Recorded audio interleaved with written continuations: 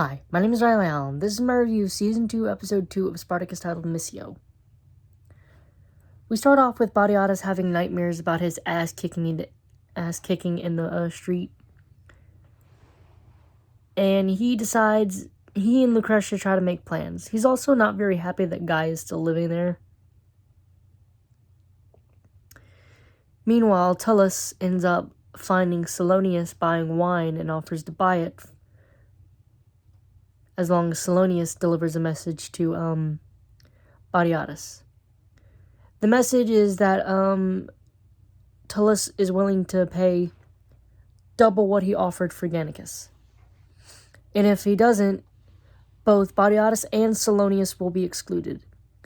I think this might be one of the reasons, maybe not now, he portrays that Salonius and Badiatus' friendship is going to deteriorate. Maybe not the full reason, but like one of the small little cracks that just starts there.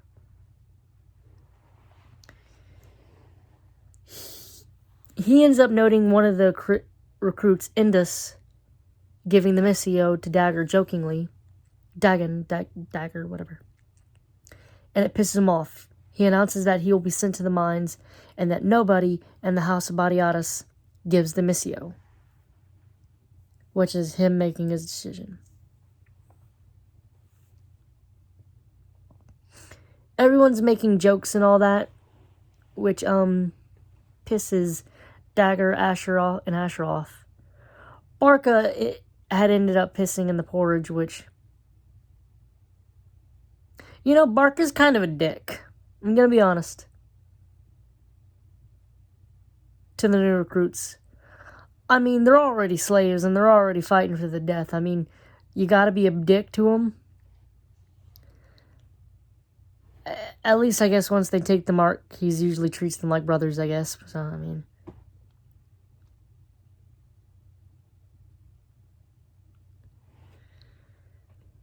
You can really tell that Asher really wants to be a gladiator, though, from this episode.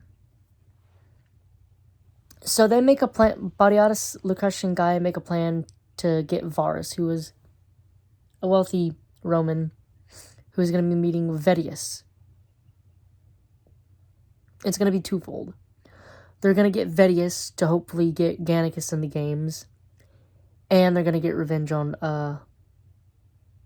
Vedius. The current Docturi isn't really happy about what's happening. About how Barca is being used as bodyguard despite him being a gladiator. A good gladiator, and Indus being sent to the mines. And this pisses Badiatus off for his Docturi's questioning. And he basically tells the Docturi that he is a slave, Barca is a slave, and they are his slaves, and he can do as he sees fit. And then he further announces that Docturi is no longer the Docturi and that Animaeus will be taking his place. So the plan goes off without a hitch. Indus ends up luring Vedius into a alleyway where Dagger and Asher jump them before Dagger pisses on Vedius. Asher ends up killing Indus because he had to follow his orders as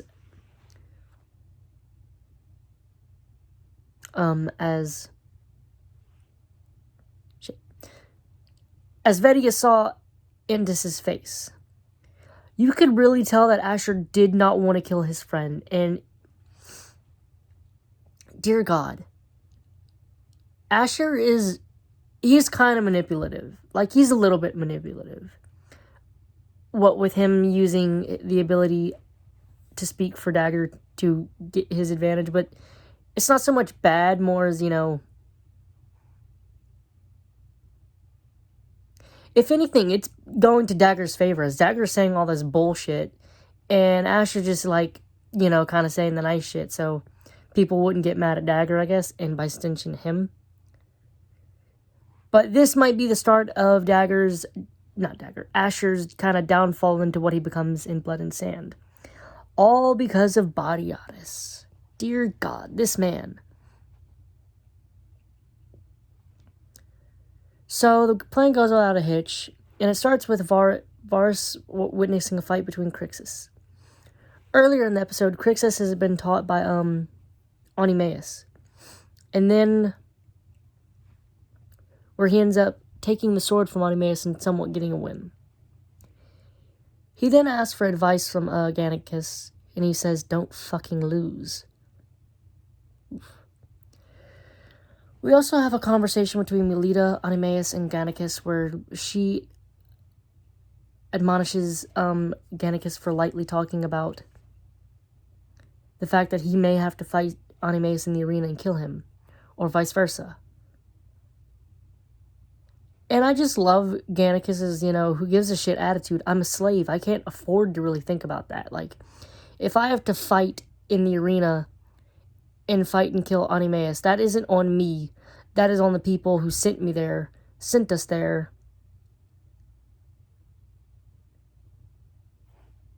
Not really me. Of course, that's him saying without having to do it.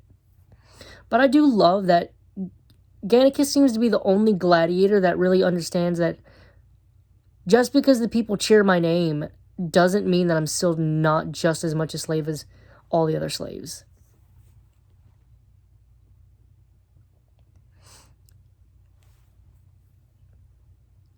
So, Gannicus and Spartacus fight for Varus, and Gannicus and Crixus, ends up fighting for Varus, who's really disinterested.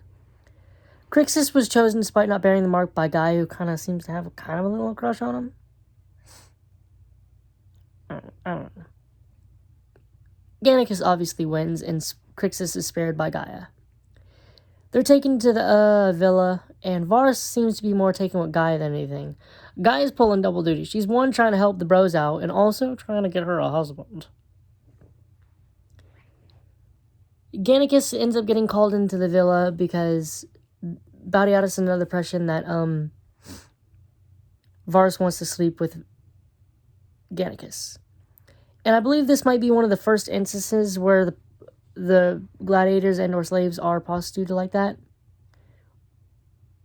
Which is basically very prevalent in the first season, where Lucretia and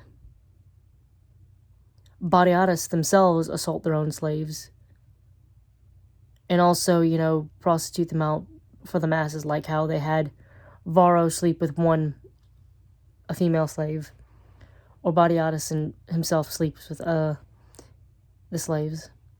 Or how he'd send, Mira to Aulis. Yeah.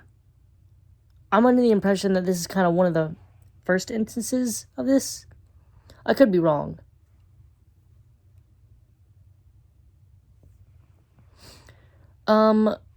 Varus doesn't want to sleep with Gannicus, though. Instead, he wants to witness him sleep with Melita. Lucretia initially tries to stop it, but again, Batiatus is like, yeah, she's a slave. She'll do as we say. And they do. And God, this scene was uncomfortable. Melita ends up telling Gannicus to get it over with. And Melita seems to enjoy herself, which I guess kind of good for her. She was forced in the situation. At least she got a little bit of enjoyment out of this shitty situation. Of course, the enjoyment is immediately washed away by the guilt, because I guess in her mind, she at least emotionally cheated on her husband. As Oenomaus can't really fault her for following the orders, but I guess maybe he could find fault if he finds out she enjoyed it. I don't know. I just feel real bad for both of them in this scene.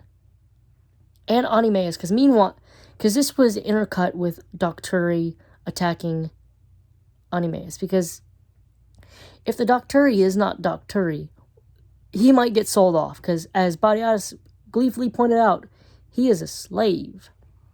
And in the best case scenario for the Docturi is he's sold to another ludus where he's another gladiator, but still, that's a step down from what he was.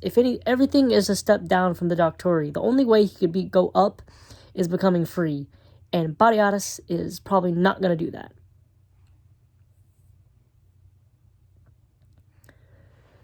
So he ends up attacking Oenomaus. No, first he angrily gives the mark to Dagger and Asher, despite them not passing the test. And he doesn't let them recite the Brotherhood so they don't, you know, piss on the sanctity of the Brotherhood anymore.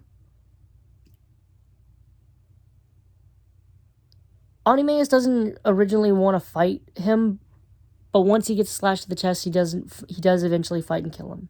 Now this scene, this betrayal, I suppose, because Oenomaus doesn't know what the hell's going on, is intercut with the scene of Gannicus and Melita being forced to sleep together.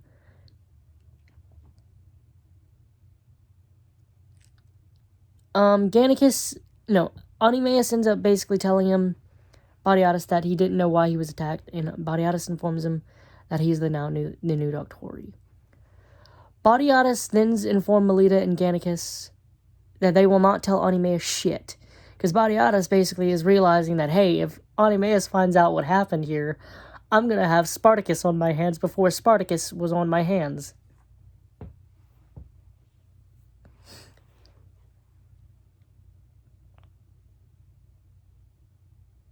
Oenomaus couldn't have known about this, right? Like, he couldn't have known at least the full extent of what happened here.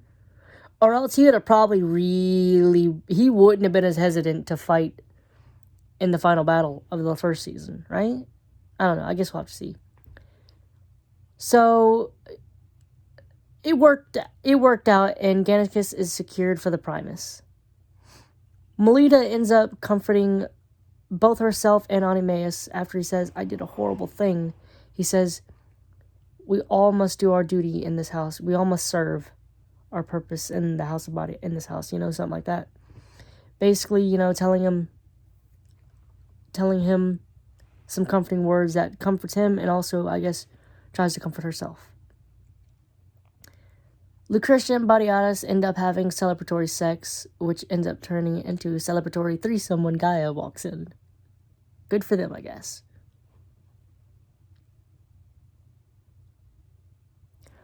Overall, I'm going to give this episode a solid 9 out of 10. It's really... You can really see the Batiatus of Season 1 in this episode. Like, he has come out to play. But also, he's still not quite there yet, as he did allow Vettius to live. And the Batiatus from Season 1 wouldn't have been content with just killing him. He'd have had them beat him up, piss on him, then kill him. To deliver to Vettius twofold what was delivered to Batiatus. At least Season 1 would. But he hasn't quite got there yet. This episode is a 9 out of 10. Thanks for watching the video. Leave a like, comment, subscribe if you want, and I'll see you in the next video.